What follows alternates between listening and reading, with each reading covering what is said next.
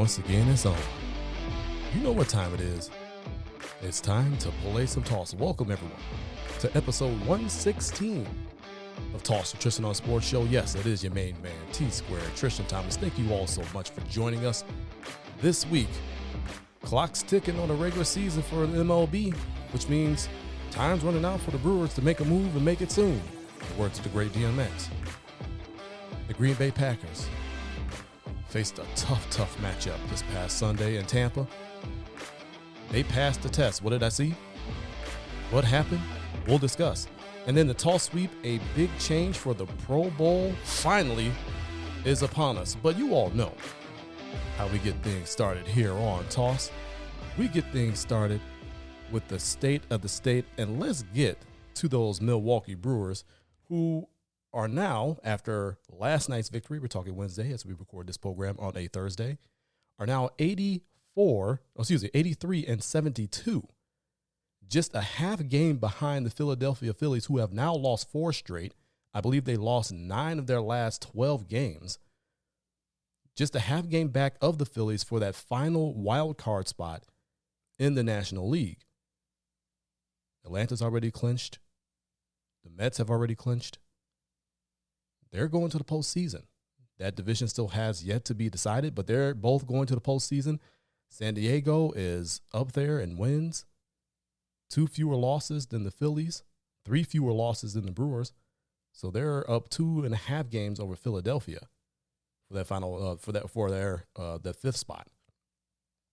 But the battle is that last wild card again. Philadelphia 83 and 71, Milwaukee 83 and 72, just a half game behind them. A victory against the Cardinals last night after a loss against the Cardinals the previous night, which clinched the National League Central for St. Louis, and you just have to give them congrats. They ran the Brewers down. Remember, the Crew got out to their best 50-game start in franchise history. And now they're fighting for their playoff lives for a final wild card spot. It's just amazing what can happen. As I mentioned, this was going into Wednesday's action. Philadelphia was just 3-7 their last 10 games. Milwaukee was only 5-5. Those numbers still remain the same. They're fighting it out for that last spot. This is a chance for the Brewers to make a move and make it soon. And I said that in our teaser, in the words of the great DMX, make a move and make it soon.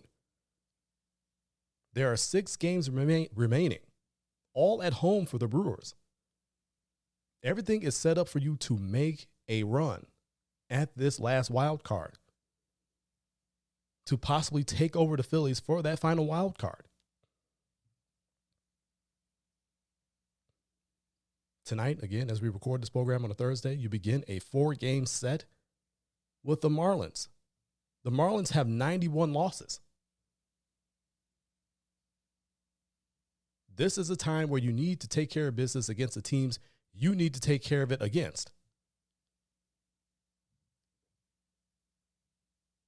Do I foresee a 4-game sweep? That would be fantastic. I think that would put them in that final position. Obviously, you would have 2 games remaining.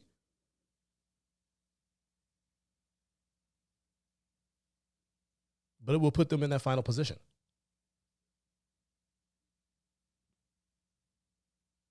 They got to make a move. Seeing the Cardinals celebrate on your field. Aren't you tired of teams celebrating on your field? You had the Dodgers clinch a spot in the World Series, a National League Championship Series win against you. Now you got the Cardinals celebrating on your field because they won a division that they ran you down in. I said it before and I say it again. Death, taxes, Cardinals make a run every single year, like clockwork. Seeing the Cardinals celebrate on your field, celebrating a division championship, a division championship that you won last season. You were in prime position in the early parts of at least through 50 games to win this season. Did we know about the trade? And then we know about the lackluster offense that's been inconsistent. And then you had injuries in the rotation, on the field, releases, trades, all this stuff. But yet you find yourself still alive in a playoff chase, still alive for a wild card spot in the National League. Time's running out. Again, you start a 4-game set with the Marlins, who at this point right now have 91 losses.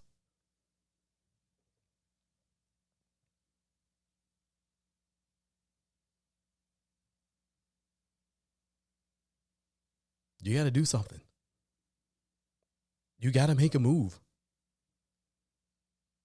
If it is your intent to make the playoffs, which, again, ad nauseum, we've gone over this, but I'll say it again. Hey, they're fine with winning division championships and making the playoffs. So if that is truly your goal, you need to make a move now. You got to go handle business against these teams. You got to go and defend AmFam. Because if you don't, and you don't make postseason, it's going to be a long off season. And everybody and their mama on their sports show is going to be talking about you and how you collapsed, how the hater trade fractured the entire chemistry of the locker room, how the moves you made have not panned out. It's going to be a long off season. It's going to be either way, even if you make postseason and you get that 1-game playoff in the wild card round, it's going to be a long season, because now you have to look yourself in the mirror and say, what are we? Are we a mediocre team that's going to settle for division championships and wild cards, playoff appearances? Or do we want to be a championship team? Do we want to establish a championship environment?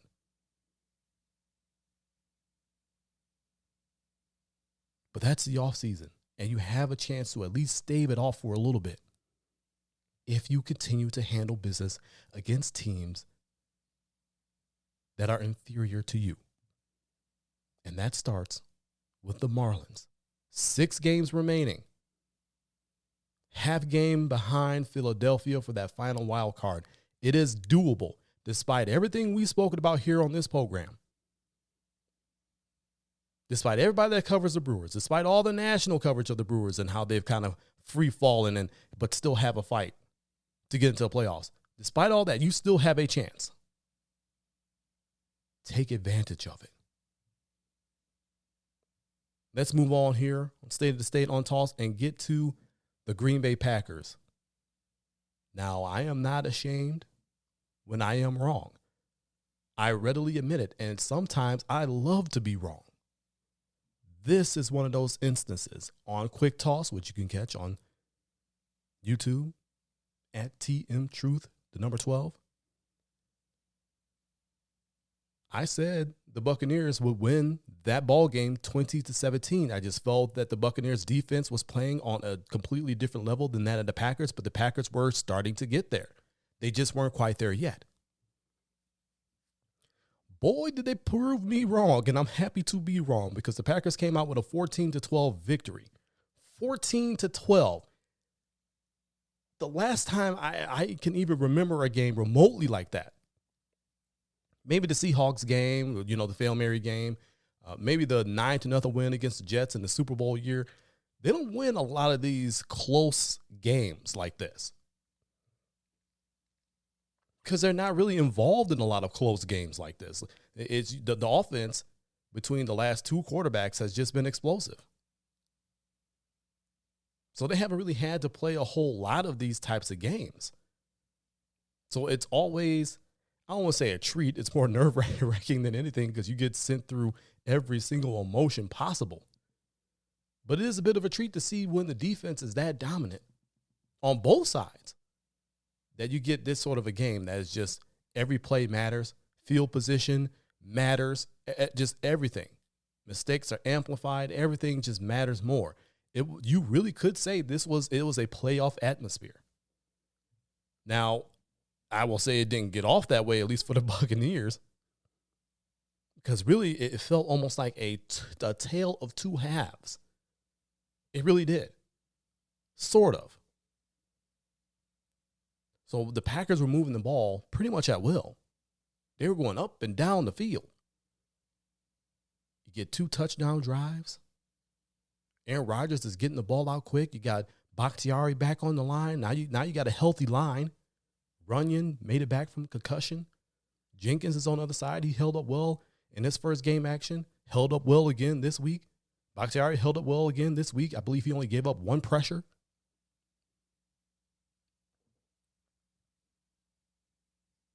Rodgers is getting the ball out quick, and I said both teams would want to run the football, but they're going to have some tough sledding.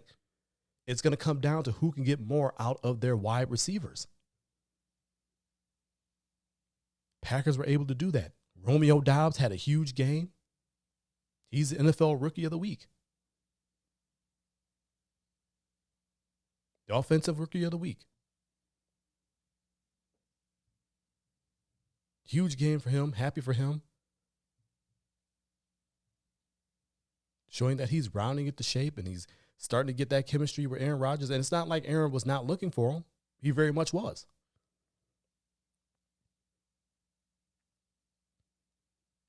But 8 catches and 73 yards and a touchdown. Huge game for him. He gave you what you needed when you didn't have the likes of Watson. When they were cluing in on Lazard, who played a big role on the Packers' final offensive drive with 3 huge catches that kept the chains moving. Good to see the rookie get out there and make an impact. I think he's kind of forced his way into more packages. More offensive packages. I think you're going to have to give him more playing time. But as I was saying, Packers were moving the ball against that tough defense for the Buccaneers, and they are tough. They are championship caliber. I said that on Quick Toss. They're still a championship defense. You get 14 points. Again, Rodgers is getting the ball out quickly. Guys are in the right spots. You're running the ball to keep them honest, but you really weren't able to do much there. You're driving late in the second quarter. And you're driving. You're moving the football still against this tough defense. Rodgers gets the ball out quickly to Aaron Jones. He's running, he's getting close. He's at the 2-yard line, then bang. Vita Vea, who had dropped into coverage. Big Vita Vea, who dropped into coverage, puts a hit on Aaron Jones. Causes the fumble. The Buccaneers recover. You had a chance to either go up 17-3 or 21-3. If this game was 21-3, at that point, with the way the defenses were playing, game was over. Instead, you get no points on that drive. You turn the ball over. And again, it was a good hit by Vita Vea on Aaron Jones. Sometimes that happens. But now it's still a 14-3 game. And you've left that door open for a Tom Brady-led team with an extremely physical, extremely tough defense who now has gained momentum, who now has gained confidence. Man, they were driving the ball on us, but we stopped them. We got the turnover we needed. We going to win this game. Offense needs to go and do what they do. We continue to do what we do.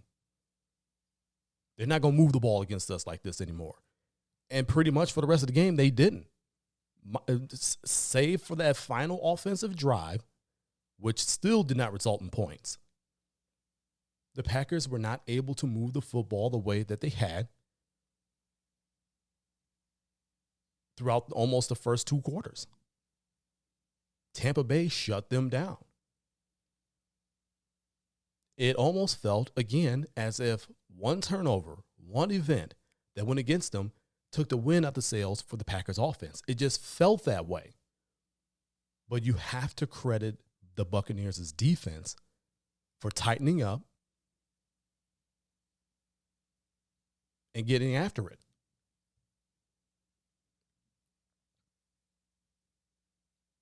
But you know, where it may have felt the Packers offense wavered, the Packers defense never wavered. They never wavered. They were equally up to the task. And it's not like I said that this defense was terrible. I never once said that. This defense is very good. They had very terrible week one, but they were still a damn good defense. What I said in Quick Toss was that I feel that the Buccaneers might make one more play that'll get them in position to win the ball game. That nearly happened, at least for a tie.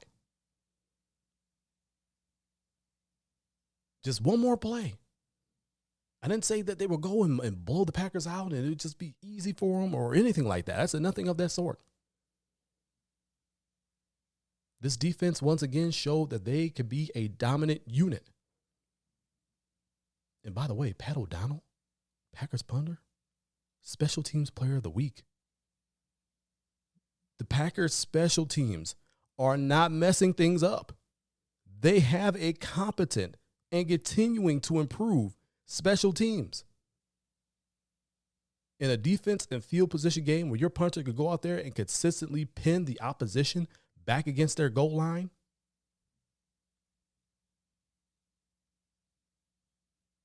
you're doing something right. And they did. But the last offensive drive of the game belonged to the Buccaneers. That's after the Packers had their final offensive drive of the game, could not come out with points. They were moving the ball better than they had since late in that second quarter when Jones got hit and it caused the fumble. They had moved the ball like that for the rest of the second quarter, all of the third quarter, and most of the fourth quarter. Joe Barry decides to call what I've looked at it, that drive multiple times. And for me, it looked like they were in the prevent defense. And if you know me well, if you know me personally, you know what I have to say about the prevent defense. I call it the prostitute defense because you're asking to get scored on.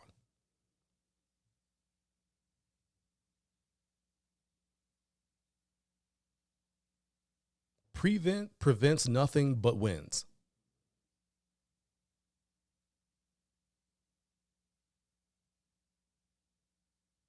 But if it seemed like that's what they were playing. They're playing very loose, not uptight on anyone. They didn't really have anybody to pop the top off them. They were without Julio Jones. They were without Mike Evans, who got himself suspended. They were without Chris Godwin. They had no true deep threats. Russell Gage had himself a nice game. I believe he had 11 receptions, over 80 yards. He had a touchdown himself. The touchdown was actually the score that made it a 14-12 game.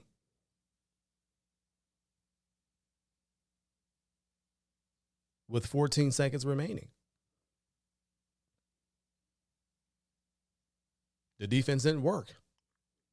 You didn't keep them out of the end zone, but you still had a 14-12 lead. Now it comes down to the 2-point conversion.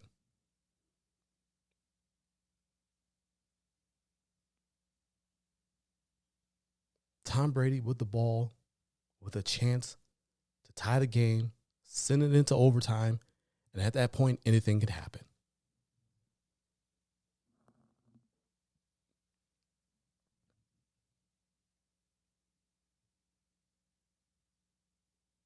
Ball gets snapped, but unfortunately, it gets snapped late.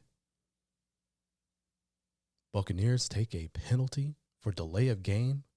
Instead of a 2-point conversion at the 2-yard line, it's now a 2-point conversion at the 7-yard line. Huge difference. Now you got some space to operate if you're the defense. But what are you going to do? Who is he going to go to?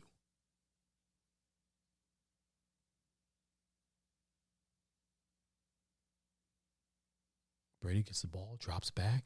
He's looking around. Goes to his right. Passes it.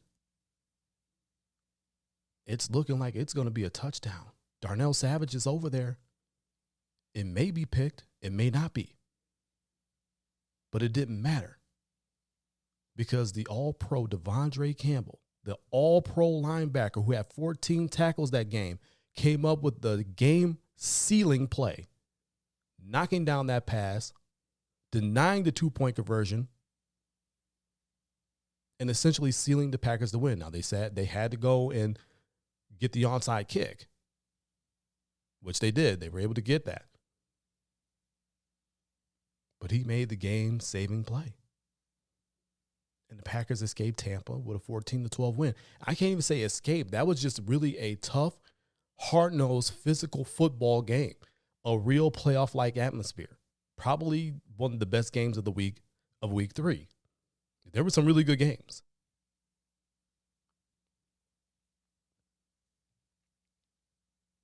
The defense never wavered.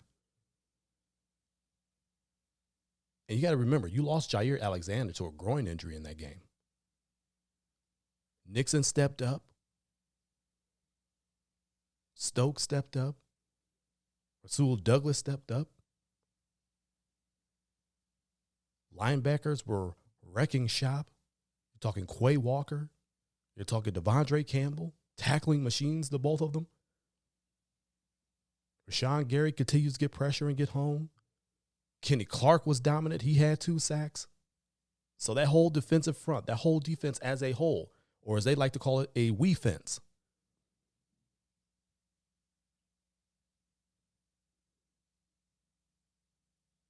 That defense as a whole put on a championship-like performance in a hard-fought ball game. A game that probably was not going to be that close if the Packers hold on to the ball. I don't think Tampa has a shot at even tying that ball game if Aaron Jones is able to hold on to the ball after that hit. Again, you were going to go up 17-3 or 21-3 if you, or at least 20-3, pinning an extra point, but you had a chance to go up big in that game. It wouldn't even have been close had that happened. That's how well that defense was playing. You only give up 12 points. You got a lot of pressures on Tom Brady. You got home on him a few times. You stifled their run game. Leonard Fournette could not get anything going.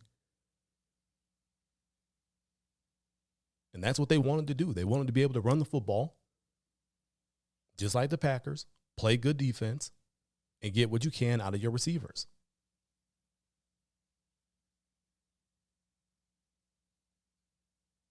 That's a performance to really be proud of. But more importantly, that's a performance to build off of. Can the offense tighten up? Sure. But you are facing one of the toughest defenses in the league. And you moved the ball very well against them. They tightened up. Things got tougher. You have to expect that. You knew they just weren't going to roll over.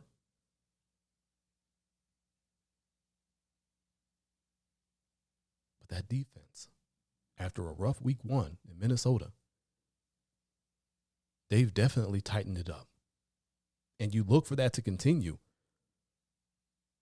on Sunday, back at home, at Lambeau Field. You got the Patriots coming in. And with Bill Belichick, he prepares for a lot of things, and not just for, against his opponent, but within his own team. Mac Jones, they claim he has a high ankle sprain, but apparently he's been preparing in practice like he's going to play. If he's not, it's going to be Brian Hoyer. I don't know if we'll see Zappy at all, but Packers have to prepare for a multitude of looks. They're going to try to run the football with Harris and Stevenson.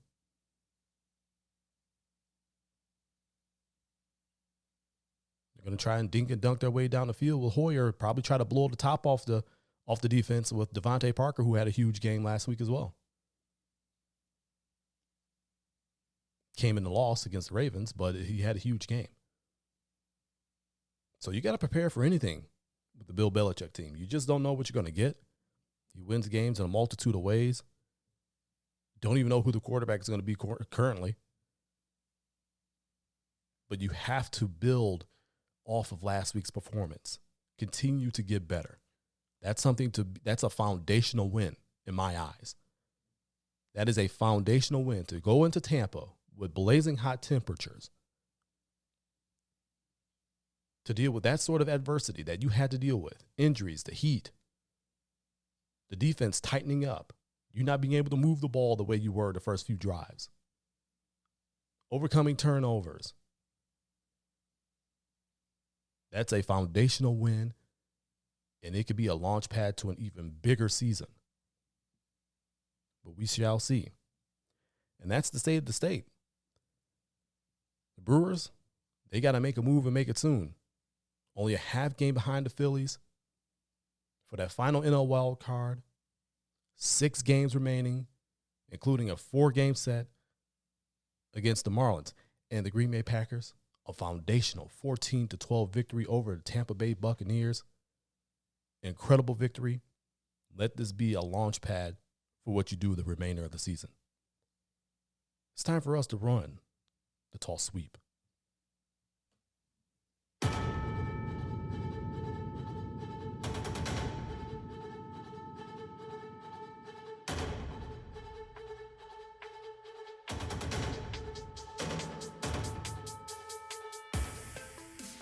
Facebook.com/TOnSportsShow is your home for the Toss on Facebook page. That's right. We touch on a lot of things there that we don't necessarily get a chance to here on this program. So go ahead and follow us. Almost 3,000 people can't be wrong. That's Facebook.com/TOnSportsShow. That's TON Sports Show. So, as we mentioned in the teaser, the NFL. Now, the NFL has been trying to do a lot of things with this Pro Bowl game. They moved it from Hawaii, and I believe they had it in like Orlando. Just last season, they had it in Vegas. They were trying to move the locations. They brought back some of the skills competitions, days before the game, which are always entertaining. But the game itself is lackluster. You get a lot of the players who are voted into the game don't even want to play in the damn game. It's become a little bit of a joke. Now, I know guys have incentives tied to it, so those guys take it very seriously. But the game itself has become a joke. Not so much the honor, but the game itself has kind of become a joke. I've been saying this for years. Many others have been saying this for years. The NFL finally listened. They have done away with the Pro Bowl game. They will now go to what is called the Pro Bowl games. Pro Bowl games. It will be in Las Vegas. I think they're kind of making that the home of the Pro Bowl celebrations, or the Pro Bowl games, I should say. This comes straight from the NFL. This is what they had to say about it. The Pro Bowl games, presented by Verizon, will be a week-long celebration of player skills featuring an exciting new format that spotlights flag football. The multi-day AFC versus NFC competition will culminate in an action-packed flag game featuring Pro Bowl players. The Pro Bowl games will also integrate new challenges where players showcase their football and non-football skills in a fun and memorable way. That will be the day before the flag football game. It will be the day before.